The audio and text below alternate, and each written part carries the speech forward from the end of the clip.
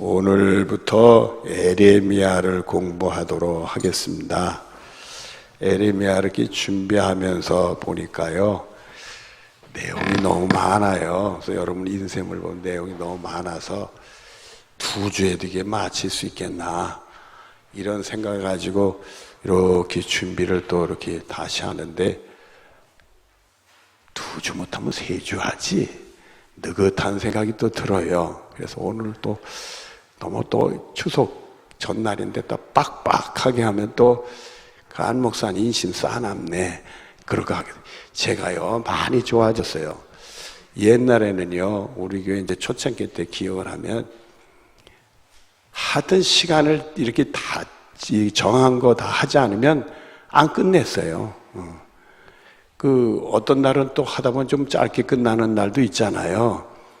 그래도 뭔가 다른 걸 해서라도 안 끝냈어. 그리고 교회 행사도 교우들을 쉬게 하면 안 된다. 그때 생각은 그렇게 들었는지 몰라요. 그래서 구역장, 부구역장 성경 공부도요, 방학이 없었어요. 방학 없이 하고요. 그리고 교회 행사를 전부 공휴일 날 다 했어요. 그래서 그 초창기 때 계룡장로 교인들은 공휴일이 없었어. 하여튼 쉬는 날이면 다 행사를 했어요. 근데 잘 아는 사람이 저한테 그런 말을 하더라. 목사님, 교우들이 세상에 가서 다 일하다가 쉬는 날 하루 쉬는데 그날까지 뺏으면 어떻게 해요? 그래. 가만히 생각해. 그게 또 옳은 생각이야. 그래가지고 될 수 있으면 공휴일은 안 해야지. 제가 철들면서 조금씩 고쳐지기 시작해가지고 빡빡하던 제가 제법 느슨해졌어요. 지금도 조금은 빡빡한 것 같긴 해도 제가요 많이 거듭나가지고 여러 차례 느슨해져가지고 오늘이 이렇는데, 다른 데 같으면 이 추석 전날 이 수요일이고 그러면 왜 교우들이 많이 안 왔을까 하고 넌 쨍쨍하고, 그리고는 그냥 공부도 또 오신 분들은 또 은혜 받으러 왔으니까 그냥 열심히 해야 된다 해서 그냥 빡빡하게 했는데, 요즘에는 조금 어떻게 하려고 그런다고요? 느슨하게 하려고. 오늘도 여러분들에게 은혜 중에 약간, 너무 기대는 하지 마세요. 약간 느슨해지는 공부하도록 그렇게 하도록 하겠습니다. 오늘 뭐 하고 다음 주 못하면 그 다음 주까지 하면 되는 거니까 여러분들 그렇게 아시고 우리 기도하고 시작하도록 하겠습니다. 사랑이 많으신 하나님 감사합니다. 은혜 중에 또 추석 전날이지만은 주의 은혜를 삼아하는 귀한 분들 이렇게 모여서 같이 말씀을 나누게 됐습니다. 오늘 에레미야에 대한 공부를 하게 됐는데, 우리 에레미야 선지자들 큰 은혜 받고 우리 믿음 생활에 큰 유익을 얻을 수 있는 복으로 채워 주시옵소서. 아버지, 이 시간은 주께 정삼신 권사님 가정에 선교임을 드립니다. 하나 꼭 받으시고 이 예물을 통해 선교하는 이 힘을 얻게 하시고 그 가정에는 하나님의 축복이 임하여 주시옵소서. 예수님의 이름으로 기도드리옵나이다. 아멘. 인쇄물을 보시죠.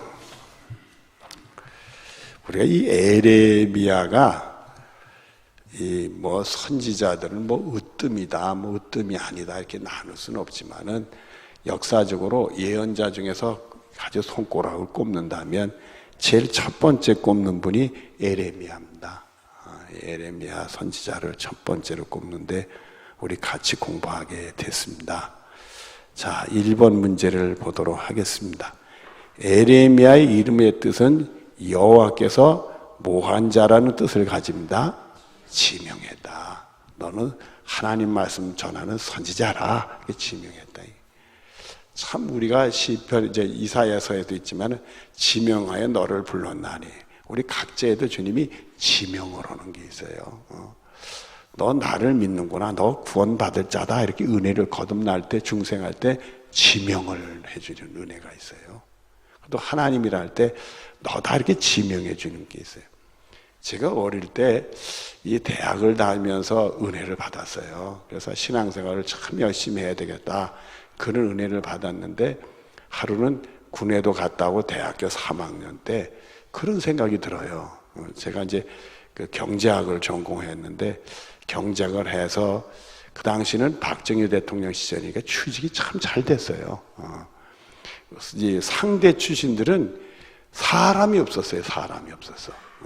그 정도로 취직이 잘 됐는데 어느 좋은 회사가 아니야 조금 덜 좋은 회사가 아니야 차이지 취직하는 데는 하나 걱정이 안 될 텐데 제 마음에 무슨 생각이 드느냐 하면 나를 향하신 하나님이 내 인생에 계획이 있지 않느냐, 내가 그 계획대로 살아야 되지 않느냐, 내 뜻대로 살고 세상의 흐름대로 사는 게 아니라 하나님 뜻대로 살아야 되지 않느냐, 그런 생각이 하루 드는 거예요. 그러면 하나님이 나를 위해 세우신 계획이 뭘까? 그게 궁금한 거예요. 내가 그 길을 가야 되는데 그냥 세상 사람들 학교 졸업하고 취직하고 뭐 이렇게 결혼하고 뭐 일반 살잖아요. 그거는 그냥 가겠지요. 근데 그게 아니고 나를 향하신 하나님의 계획이 있을 거다. 그래서 이제 그걸 가지고 자꾸 마음에 이렇게 그게 자꾸 이렇게 걸려서 시간을 보내는데 저의 이제 사랑하는 선배가 하나 있어요. 그분도 목사님이 먼저 돼서 돌아가셨는데 그 선배한테 내 마음에 이런 생각이 자꾸 드는데 이거 어떻게 하면 좋겠냐 했더니 야 명원아, 하나님이 기도하라는 거라. 기도하면 하나님 가르쳐 준다. 그러시는 거예요. 근데 막상 또 그걸 놓고 기도하려니까 그게 좀 그래요. 그런데 시간이 자꾸 흐르다 보니까 위기감이 오는 거예요. 이렇게 자꾸 시간을 보내면 안 되겠다. 위기가 오는데 그때 저뿐만 아니라 같이 신앙생활하는 친구들이 그 친구들도 그런 게 왔던가 봐요. 그러면서 야 우리 같이 산에 가서 기도하자. 그래서 친구 셋이서 갔어요. 친구 셋이서 하고 한 친구는 자기 교회 청년도로 왔기 때문에 글로 모이고 한 친구와 저 친구는 둘이서 서로 두 사람만 갔으니까요. 따로 해가지고 기도를 하는데 그 교회에 이렇게 친구들 온 친구하고 저는 그때 응답 받아가지고 신학 그 목회자가 되는 그 지명을 받았어요. 지명을 해줬어요, 주님이. 너다. 그 은혜를 제가 받아요. 그때 지명을 해준 거예요. 근데 한 친구는 그러지 못해서 세상으로 나갔는데 돈 버는 일로 열심히 나가더니 저는요, 신학교 단다고 다 떨어진 가방 들고 다니는데 그 친구는 1, 2년 사이에 큰 자가용 끌고 다니더라고요. 아주 공부도 잘해서 외국인 회사에 이렇게 취직을 했었는데 이런 월급 가지고는 안 되겠다. 국내 회사보다도 3배나 받는 그런 회사를 취직했는데 이건 아니다 그러더니 사업으로 나가가지고요. 1년 반 정도 됐는데 나는 신학교 다니는데 그 책가방 다 떨어진 책가방들 덜렁덜렁 버스 타고 가는데 이 친구는 제가 봤어요. 버스 타고 제가 이렇게 나는데 그 친구 차가 이렇게 가는 거예요. 신호등인데 같이 섰어요. 그래서 창문으로 야! 소리 질렀더니 이 친구가 야 거기 이렇게 만났는데 이런 차양 시꺼먼 차양 이러고 있더라고요. 야 세상이 그렇게 달라지더라고요. 그리고는 그 친구는 그 길로 가고 저는 이제 이렇게 그 생각 나온 김에 여러 말씀드렸는데 저는 신학을 졸업하고 전도사가 됐잖아요. 그래서 이제 목회의 길을 가는데 그 친구가 찾아왔어요. 근데 딱 하는 소리가 명원아 너 전도사니까 교우들이 너를 믿을 거다. 교우들한테 돈 좀 꿔가져와라 그러더라. 이게 부도가 된 거야 부도가. 야 이놈아 그게 뭔 짓이냐. 전도사 어디 가서 돈을 꾸냐. 말 같지도 않은 소리도 하지 마라. 그랬더니 섭섭한 표정을 지고 가요. 그 친구는요 공부도 잘하고 찬송도 잘 불러서 고독교 다닐 때부터 성가대 지휘를 했어요. 음악적인 실력이 탁월해가지고. 그런 친구인데 같이 신학을 그 친구는 고등학교 때부터 목회자 된다는 사명도 받았다고 까불거리더니 막상 목회자 길을 안 가고 돈 버는 길로 갔다가 너무 크게 벌렸나 봐요 일찍이. 근데 부도가 나가지고는 목사나 뭐 이제 명언아 돈 좀 꼬아라 이러고 앉은 거예요. 이야. 그러고는 어디 그저 제가 서울에 있을 텐데 어디를 뭐 청주에 갔다 하는 소문 퍼진데 그런 소식이 끊어졌어요. 지금 뭐 하는지 살았는지 죽었는지 모르겠어요. 근데 그 친구 생각하면 마음이 참 아주 뭐 친한 친구고 신실한 친구. 그 친구는 경영학을 전공을 했어요. 근데 그러고 말았어요. 하나님이요 막 이렇게 지명해 줄 때가 있어요. 지명해 줄 때. 제가 여기 내려올 때도 주님이 지명해 줬어요. 처음에 여기 기도원이 기증한다고 그래가지고 이렇게 했는데 그냥 강제로 저를 끌고 와가지고 인사를 시켰어요. 근데 저는 내려올 준비가 안 돼 있었어요.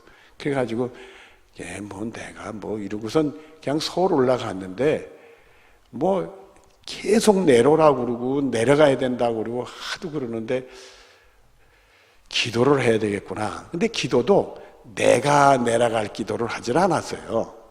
누군가 그 계룡에 가서 교회를 세워야 된다. 기도원이라고 있지만은 교우들도 얼마 없고 누군가 내서 교회를 개척하다시피 세워야 되는데 누군가 내려가야 된다.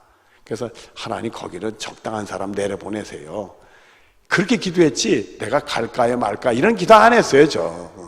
그런 기도 안 했는데 여기 와서도 자꾸 괴롭혀서 설교까지 하라고 그래서 수요일날인가 한 번 제가 설교를 했어요. 설교를 하면서 그때 데살로니가 전서 1장의 말씀인가 그걸 본문으로 제가 설교하면서 그랬어요. 내가 내려오고 안 내려오는 하나님이 뜻이지 내가 내려오고 싶다 여러분이 내려와라 그런다고 내려오는 게 아니다 이랬어요. 그 얘기 속에서 나는 안 내려와 이러면서 그런 설교한 거예요. 제가 그러고서 설교를 했는데 제가 기도를 이렇게 하는데 하나님 거기는요 재산권 문제가 있을 것 같아요. 그래서 욕심 있는 사람 가면 그 재산권 문제에 싸우지 목회를 못할 것 같아요. 하나님 그 교회 누가 가서 교회를 세워야 되는데 욕심 없는 사람이 가야 되죠. 그런 사람 보내세요. 그렇게 기도를 했어요. 기도를 했는데 갑자기 기도하다가 제 마음에 무슨 소리가 나느냐면 명원아 너 욕심이 있냐? 그래요 소리가 나. 그래서 나는 욕심 없지. 내가 기분 좋게 대답을 했는데 욕심 없지 하는 순간에 너가 알아 그래. 그냥 왔죠. 제가 왔어요. 하나님의 은혜로 이 재산권 문제가 7년 만에 다 정리가 됐어요. 교회 재산으로 다 정리가 되고 여러분들이 평안하게 신앙생활을 할 수 있는 교회가 되어지게 됐어요. 재산권 문제 정리하는 게 쉽지 않더라고요. 너무너무 어려운 일 많고요. 눈물 흘리는 일도 많았고요. 어떤 때는요. 기증하신 권사님하고 저를 이간시키고 재산권을 빼돌리는 사람도 들어왔었어요. 여기 에레미야에서 뒤에 보면 세상에 그런 사람이 있더라고요. 여기 에레미야 시대도 있더라고요. 이렇게 거짓말들을 잘하고 사람의 마음을 미혹하고 얼마나 사람이 악한 생각을 하는지 상상을 초월한 행동들을 해요. 그걸 처음에 몰랐다가 알고는요. 제가 지금 있는 방 위에 올라가서 소파에 무릎 꿇고 앉아서 하나님께 울었어요. 하나님 나 어떻게 하면 좋아요? 나 어떻게 하면 좋아요? 눈앞이 캄캄한데 해결할 길이 없어요. 그렇게 울었어요. 그리고 하나님께 그 음식 기도를 들어가야 되겠다. 그 음식 기도 들어갔는데 제 마음에 그런 생각을 가졌어요. 하나님이 살아계시다면 이 문제 해결할 거다. 하나님이 하실 테니까 내 목숨 걸고 한다. 하나님이 역사하지 않으면 그 음식하다 내가 죽더라도 나 끝까지 한다. 그러면서 시작이 됐어요. 하나님이 그 문제를 7년 만에 깨끗이 해결하고요. 마지막에 저쪽 땅에 그 진입로가 없다. 진입로가 없으면 땅이 맹지가 되잖아요. 가족들 품으로 간 땅이 맹지가 되니까 막내 그 따님 가정에서 진입로를 해주지 않으면 안 한다고 버티는 거예요.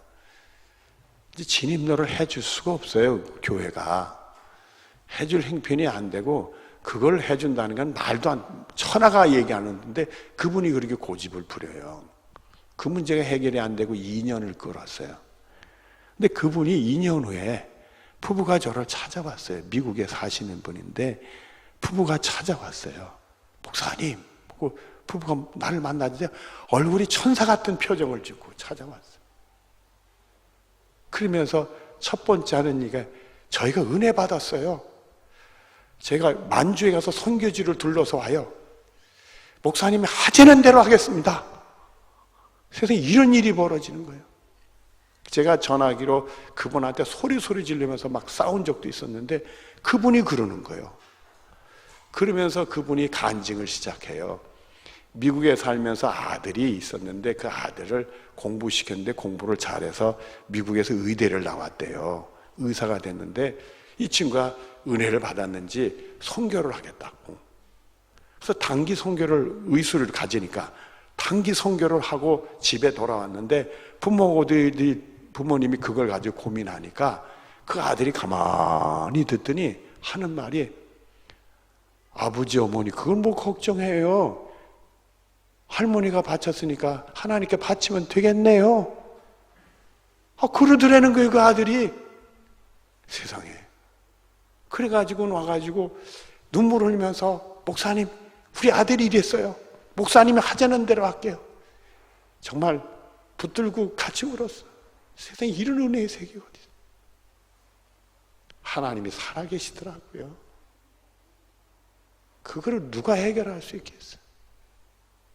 그리고 그 이후부터는요, 그분 어르신이 계속 저한테 부활절, 감사절, 성탄절 꼭 카드 보내고요. 저는 카드 같은 걸 잘 못 써요. 그러면 제가 꼭 전화하면 벌써 반가워하고요. 목사님 교회 형편이 어때요? 물어보고 얘기해주면 너무 감사해요. 할렐루야 하고. 이런 은혜의 세계가 있어요. 그런 모든 가정들을 보면 하나님이 이렇게 지명을 해요. 여러분들에게 은혜 주실 때는요, 나름대로 고민도 있고 갈등도 있잖아요. 그때 기도하면 꼭 그런 지명하는 은혜가 있어요. 에레미야는 하나님이 지명한 사람이었다. 이렇게 공부하면 얼마 못 나갈 것 같죠? 그 다음에 우리 2번으로 들어가 보십시다. 에레미야는 어떤 시대에 예언 활동을 하였습니까? 에레미야서 1장 1절로 3절 같이 봅니다. 시작. 베냐민 땅 아나돗의 제사장들 중 실기의 아들 에레미야의 말이라 수도. 이 말은 예언 활동이다. 이게 예언의 말씀이다. 하나님의 말씀이다. 근데 이 에레미야는 누구의 아들이에요? 실기야. 실기야는 누구요? 뭐 하는 사람이요? 제사장. 제사장의 아들이니까 에레미야도 뭐 할 수 있는 사람이요? 제사장 하는 사람이에요. 근데 우리가 이 선지자들, 예언자들 보면 이 에레미야는 제사장의 자녀지만은 이제 아모스 같은 사람은 목동이에요, 목동. 양치는 목동. 또 귀족도 있고. 다양해요. 다양하고 뭐 그 사람이 귀족이든 평민이든 뭐 뭘 하든지 간에 하나님께서 지명해서 선지자를 쓰더라고요.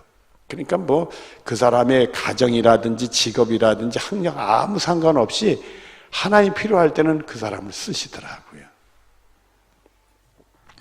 2절부터입니다. 시작. 아몬의 아들 유다왕 요시아가 다스린 지 13년에 여호와의 말씀이 에레미야에게 임하였거스도. 그러니까 남쪽 유다 왕국의 요시아 왕 때 에레미야가 예언 활동을 시작을 했다. 그 얘기입니다. 그리고 3절 봅니다. 시작. 요시아의 아들 유다의 왕 여호야김 시대부터 요시아의 아들 유다의 왕 시드기야의 11년 말까지 곧 5월에 예루살렘이 사로잡혀 가기까지 임하니라.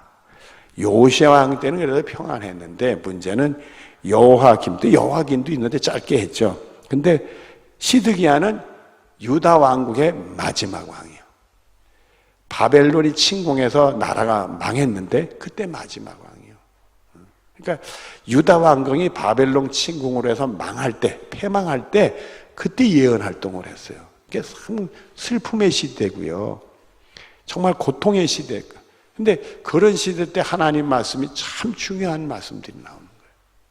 근데 이 에레미야 시대에 대한 내용의 말씀을 보니까 그때나 이때나 비슷해요. 그러니까 우리도 지금 정신 차려서 신앙생활을 해야 됐다 생각이 들어요. 자, 3번을 봅니다. 에레미야의 부르심은 어떠하였습니까? 에레미야서 1장 4절부터 9절까지 말씀입니다. 우리 4절 봅니다. 시작. 에레미야의 여호와의 말씀이 내게 임하니라. 이르시되 내가 너를 어디에 짓기 전에 너를 알았고 모태에 지어지기 전에 아버지 어머니가 결혼하기 전부터 하나님이 알았대, 에레미야를. 이게 정자와 난자가 합쳐서 씨앗이 돼서 자식이 태어나는 건데 결혼하기 전부터 알았다는 게 부모가. 또 그 다음 봅니다. 네가 시작. 네가 배에서 나오기 전에 너를 성별하였고 너를 여러 날의 선지를 세우느라 하시기로 수도. 그리고 이 에레미야를 선지자로 예언자로 세우는 일은 태어나기 전에 성별했다. 구별을 해서 지명을 해가지고는 세워놨다 이거예요. 그러니까 에레미야가 자기가 태어나기 전에 하나님이 하신 일은 이 말씀을 듣기 전에는 몰랐죠. 그래서 우리가 예수 믿고 구원받는 거, 하나님의 자녀 되는 것도 우리가 예수 믿고 아는 거지 그전에는 몰라요. 그래서 로마서 8장 우리가 29절 30절에 보면 하나님이 아시고 정하시고 부르시고 의롭다 하시고 영원롭게 하신다. 하나님이 아시고 정하시고 부르셨을 때 그때 우리가 예수 믿어. 그러니까 하나님이 우리를 아시고 정하신 건 몰라요. 부름받고 예수 믿으니까 하나님이 나를 통해서 이미 택했다가 이렇게 해주셨구나. 이렇게 은혜 중에 알게 되는 거지 미리 알지는 못해요. 지금 안 믿는 사람들도 하나님이 예수 믿고 구원받아서 아시고 정해놓으셨지만 아직 부름받지 못하니까 아직 안 믿는 사람이 있을 수 있어요. 근데 그분이 부름받고 나면 그런 은혜를 알죠. 그 다음에 세우기를 하시기로 6절 시작. 내가 이르되 슬프도소이다. 주여여 보소 나는 아이라 말할 줄을 알지 못하나이다 하니 수도. 부름받자마자 에레미야는 이게 하나님 말씀 전해야 되는 거라는 걸 알았던가 봐요. 근데 자기는 아이라 말할 줄을 모른대요. 그 얘기는 다른 사람들 앞에서 말하는 걸 힘들어한다는 얘기잖아요. 또 다른 사람들한테 표현력 있게 얘기한다는 것도 잘 못하는 것 같기도 하고 사람들 앞에 쓰는 게 나중에 보면 두려워해요, 이 사람이. 저도 이렇게 목회자가 돼서 이제는 사람들 앞에 쓰는 게 이제 제 나이가 뭐 70이 가까이 됐으니까 뭐 두렵다든지 이런 거는 없어졌지만 처음엔 너무 많이 두려워가지고요. 제가 그 대학교 그 4학년 때인가요? 그 미션 스쿨이니까 채플이 있어요. 채플인데 기도학생회 활동을 하니까 기도학생회 제가 총무를 했어요. 그랬더니 기도학생회가 한번 헌신 예배를 드려라 학교에서 그래가지고 그 이사장님도 다 장로님이고 총장도 다 장로님이니까 그렇게 했어요. 그래가지고 회장이 사회를 보고 제가 기도를 하도록 돼 있었어요. 그러니 거기 아이들 한 2,000명씩 모이는데 평생 그런 데서 기도를 처음 하는데 긴장을 할까야 안 할까? 그러니까 기도문을 써놓고 보고 또 외우다시피 읽고 하고 밤새도록 잠도 잘 안 와가지고 그 고생을 하고 가지고 가서 이제 단에 올라갔는데 거기는 채플이 크니까요. 길이가 우리 예배당 2배 정도 돼요. 그러니까 2,000명이 꽉 차 있단 말이에요. 꽉 차 있는데 기도 순서가 되니까 제가 나가서 단에 이렇게 섰잖아요. 섰는데 갑자기 눈앞이 깜깜해져요. 깜깜해지고 생각이 아득해지는데 내가 여기 왜 나왔지? 이 생각이 드는 거예요. 그렇게 멍하고 근데 보니까 그 2,000명이 기도 순서니까 뭘 해요? 다? 머리 숙이잖아요. 머리를 쑥 숙이니까 그걸 보는 순간 내가 기도하러 왔구나. 처음엔 나오니까 이 학생 아이들이 전부 눈 뜨고 처음엔 나를 쳐다보니까 그 눈동자가 나를 딱 보는 순간에 2,000명이니까 4,000 아래 눈동자가 날 봤잖아요. 순간에 내가 깜깜해진 거야. 그래가지고는 그냥 머리 숙이니까 내가 기도하러 왔구나. 그제서 깨달은 거예요. 그리고 기도하려고 그러니까 그 밤새도록 예언 그게 하나도 생각이 안 나네. 기도는 해야 되겠고 정신없이 기도를 했는데 소리만 지르는 것 같아요. 목청은 크니까 소리만 지르고 그래도 예수님의 이름으로 기도드리옵나이다는 안 놓쳤어요. 제가 잘못하면 그것도 놓쳐요. 안 놓쳐놨더니 나중에 예배 마치고 나가는데 애들이 그러더라고요. 이야 목소리 큰 사람 나왔다고. 뭐라고 했는지 하나도 기억이 안 나요. 그랬는데 아마 이 에레미야가 사람을 두려워하는지 사람 앞에 말한다는 건 나는 말 못해 아이라 슬퍼요. 내가 날 보러 하나님 말씀 증거하라니 이게 돼요? 이제 그랬던가 봐요. 그랬더니 7절을 같이 시작. 여호와께서 내게 이르시되 너는 아이라 말하지 말고 내가 너를 누구에게 보내든지 너는 가서 내가 내게 무엇을 명령하든지 너는 말할지니라. 스톱. 하나님이 내가 명령에 보내니까 넌 그냥 말만 하면 돼. 말만 하면 돼. 내가 시키는 대로만 하면 돼. 시키는 대로만 하면 돼. 애들이 못해 나오면 시키는 대로만 해 그러잖아요. 그럼 하나님이 이제 내가 가르쳐준 대로 입에다 담아주는 대로 시키는 대로 말만 전해. 이제 그런 거예요. 그리고 이제 8절을 보는데 시작. 너는 그들 때문에 뭐 하지 말라? 두려움 있는 거예요. 계속 근데 시작. 내가 너와 함께하여 너를 구원하라. 그 얘기는 함께해서 너를 도와줄 테니까 해결해 줄 테니 걱정하지 마라. 그러시고는 나 여호와의 말에 시작. 나 여호와의 말이나 하시고 여호와께서 그의 손을 내밀어 그 입에 대심에 여호와께 내게 이르시되 보라 내가 이 말을 내 입에 두었노라. 거기서 환상을 체험했어요. 하나님의 손이 자기 입술에 대는 세상에 이런 은혜가 있어요. 그러니 에레미야가 예언 한 통 안 할 수가 없지. 4번입니다. 에레미야가 처음 받은 환상은 어떤 것이었습니까? 에레미야서 1장 11절부터 17절에 같이 봅니다. 시작. 여호와의 말씀이 또 내게 임하니라 이르시되 에레미야야 네가 무엇을 보느냐 하시매 내가 대답하되 내가 살구나무 가지를 보나이다. 수도. 하나님이 에레미야에게 일을 시킬 때 살구나무를 보여줬어요. 첫 번째 살구나무 가지 환상을. 이 살구나무를 왜 보여주셨을까? 그리고는 보면은 12절에 시작. 여호와께서 내게 이르시되 내가 잘 보았도다. 이는 내가 내 말을 지켜 그대로 이루려 함이라 하시니라. 하나님 말씀이 이루어진다는 걸 보여주기 위해서 살구나무를 보여줬어. 그러면 살구나무의 뜻이 있다는 얘기죠. 살구나무가 어떤 거라는 설명은 없고 내 말이 이루어지기 위해서 그래서 살구나무를 보여줬다는 것이에요. 살구나무 가지를. 여러분 우리나라에도 이제 살구나무가 있는데요. 보통 꽃들이 나무꽃이 제일 먼저 피는 게 산수유 뭐 이런 거라고 얘기하지만 우리가 이 동네나 가정 이런 데는 원래 매화가 제일 먼저 펴요. 산수유는 이렇게 요즘에 좀 심어서 그렇지 그거는 그 동네 피는 꽃은 아닙니다. 동네는 매화가 제일 먼저 피고 두 번째 피는 꽃이 살구예요. 그리고 벚꽃이 펴. 그래서 이 살구나무가 일찍 핍니다. 벚꽃보다 대략 일주일 정도 먼저 펴요. 근데 이 살구나무 꽃이 벚꽃하고 비슷해. 비슷해서 사람들이 착각을 일으키는데요. 벚꽃하고 살구나무는 달라. 일단은 나무가 달라요. 나무가 달라서 벚나무는 이 기둥 있잖아요. 나무 기둥에 이렇게 이렇게 빙글빙글 껍질이 빙글빙글 돌아요. 이렇게 옆으로 도는 껍질이 붙어 있어요. 이렇게. 근데 살구나무는 그렇게 되어 있지 않고 위아래로 갈라져 있어요. 이렇게 쪽쪽 가는 줄이 갈라졌어요. 소나무처럼 막 터서 이렇게 두꺼운 껍질이 아니고 얇게 이렇게 트는 것처럼 갈라져 있어요. 살구나무가. 그리고 살구나무 꽃은 벚꽃처럼 와글와글 피질 않아요.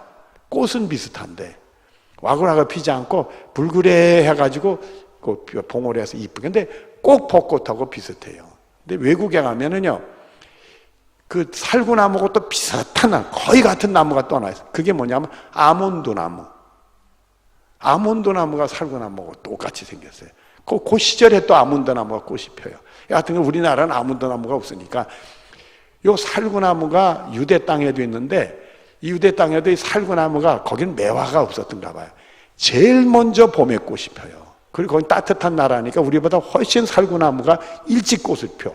그래서 이 사람들은 살구나무를 보면 뭘 생각하느냐 하면 이게 완전히 겨울잠을 자는 게 아니라 어설프게 자다가 빨리 깬다. 잠을 깨는 나무다 이렇게 생각을 해요. 그러니까 이 살구나무를 보여주는 것은 하나님 말씀이 자는 게 아니라 깨어있다가 그대로 이루어지는 말씀인 걸 보여주기 위해서 살구나무를 보여줬다.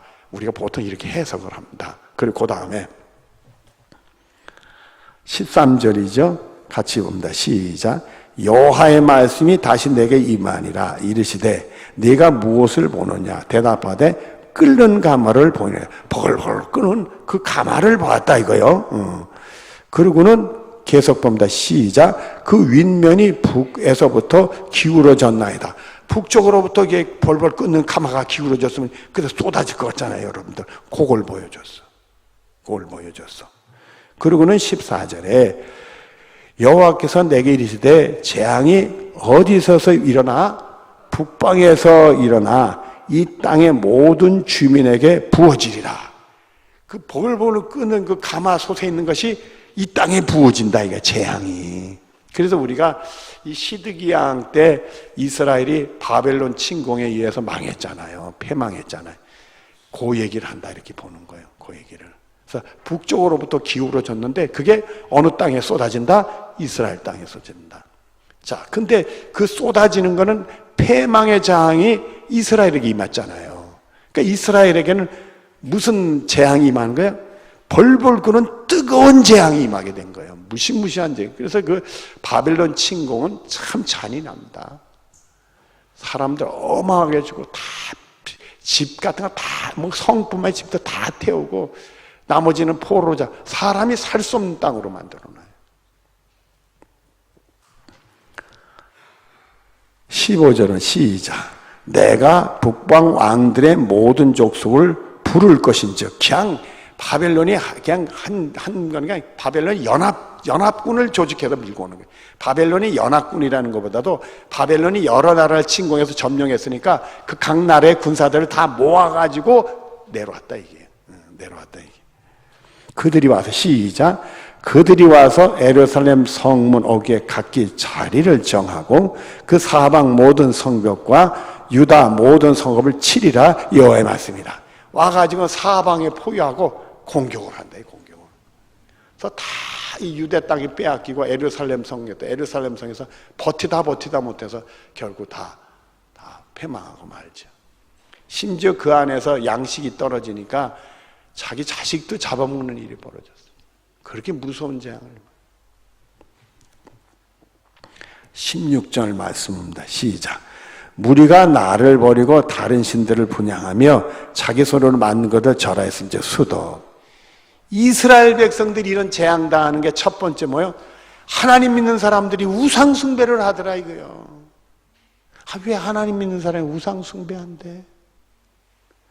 여러분 세상 따라가면 우상 숭배합니다. 저는요 그게 사실인지 모르지만 겉모습으로는 느낄 수가 있어요.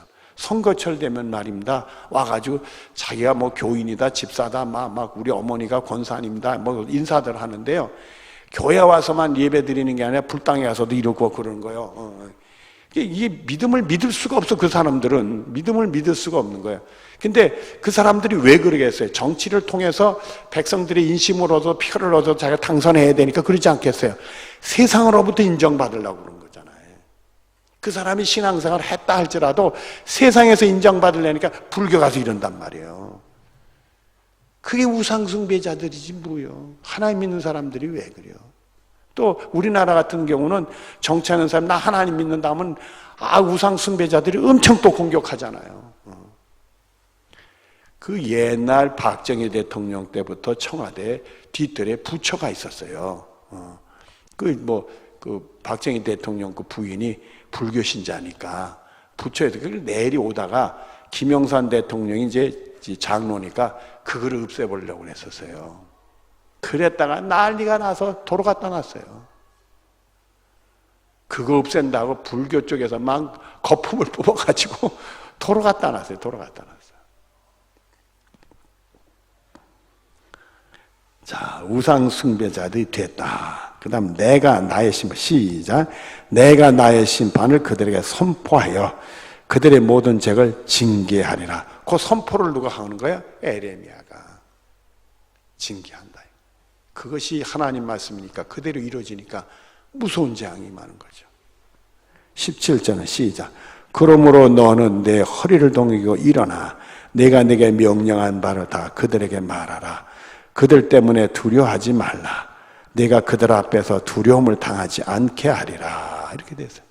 하나님이 함께 와서 두려움을 다 막아줄 테니까 넌 용감하게 허리를 동이고 가서 하나님 말씀을 전해라. 이게 바짝 동이고. 그래서요, 제가 목회 초년생 때 그랬던 기억이 나요. 목회 초년생 때 뭘 했느냐면 설교를 할 때 허리들을 바짝 동이고 바짝 동이고 했더니 나중에 허리가 아프고 배가 아파요. 얼마나 동요됐든지. 그때는 허리를 바짝 동이고 힘있게 설교해야 될 것 같다. 동요했던 기억이 있는데, 이 에레미야가 마음이 심약하고 두려움이 많으니까 하나님이 허리를 좀 동이고 하나님 말씀 전하고 두려워하지 마라. 내가 두려움이 당하지 않도록 막아주겠다. 이 말씀을 주신. 하나님이 일을 하면 하나님이 지켜주세요. 제가 처음에 그런 옛날에 있었던 얘기 했잖아요. 목숨 걸고 하나님 응답하실 때까지 내가 그 음식을 하겠다. 그러니까 이거는 40일이 아니라 100일이라도 죽는 날까지 하겠다 결심한 거예요. 제가 목숨을 걸고 하겠다 결심을 했는데, 며칠 했는지 아세요? 하나님이 응답을 주셨는데 10일 만에 10일 동안 하고 끝쳤어. 10일 금식하고 막막해서 어떻게 해줄 줄 몰라가지고 이거 누구한테 얘기도 할 수도 없고 이거 어떻게 이건 도저히 어떻게 할 수가 없으니까 그 음식이 들어갔는데 10일 후에 교회를 위해서 세워지는 사람들이 막 나타나더라고. 그러면서 그분들이 해결하더라고. 뭐 여기 계신 분들 중에 그때 열심히 교회를 섬겼던 분들도 있고 그러는데, 그런 은혜로 하나님이 교회를 지켜내 주셨어요. 참 감사해요. 여러분들, 하나님이 여러분들을 예수 믿게 하는 건 다 지명한 거고요. 사명 줄 때도 다 지명하시고요. 그리고 다 힘 주십니다. 여기 환상을 보여준 것처럼 환상도 보여주고 입술에도 손도 대주는 체험도 하고요. 그리고는 말씀 들으면서 두려워하지 마라. 내가 너와 함께 한다는 그런 음성도 들려주고요.